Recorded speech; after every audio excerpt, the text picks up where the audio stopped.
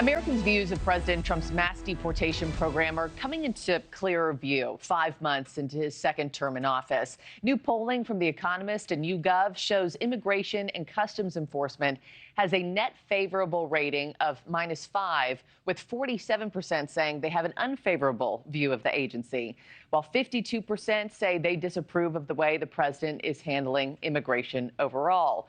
But ICE raids aren't just a political talking point. They're causing a full-blown crisis across key industries like farms, restaurants, construction. NewsNation's Xavier Walton is tracking this one closely for us. Xavier, good morning to you. What are business owners experiencing? Let's focus on them.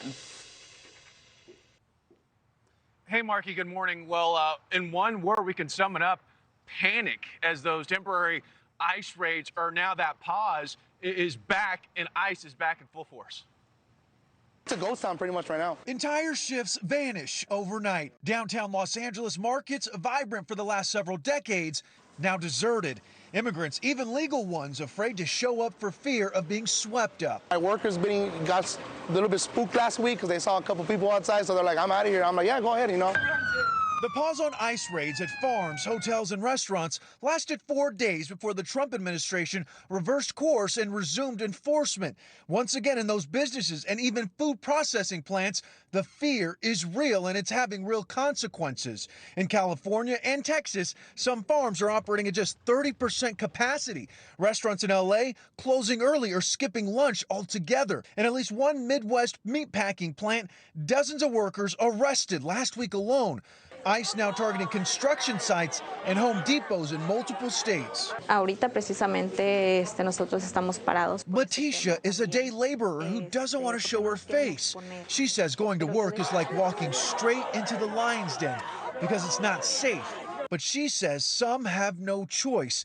And without a clear plan to backfill these positions, the labor shortage could spread. Already we're seeing labor shortages and crop delays in the ag industry, restaurants cutting hours in short-staffed hotels, reduced production at food processing plants, and work stoppages and slowdowns at construction projects. 40% of the workforce in the construction industry is immigrant, both documented and undocumented.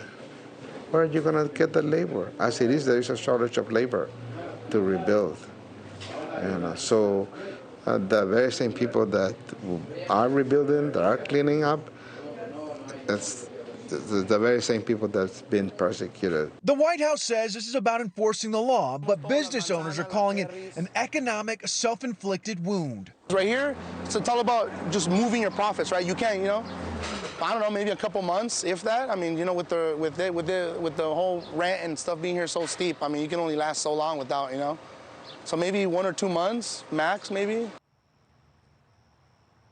So the biggest fear among workers and the businesses who rely on them is this only round one? What comes next?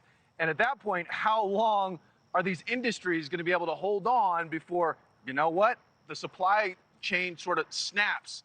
Big questions moving forward, Markie. Thank you for watching. Subscribe below and download our NewsNation app right now on your phone, and you will get fact-based, unbiased news for all Americans.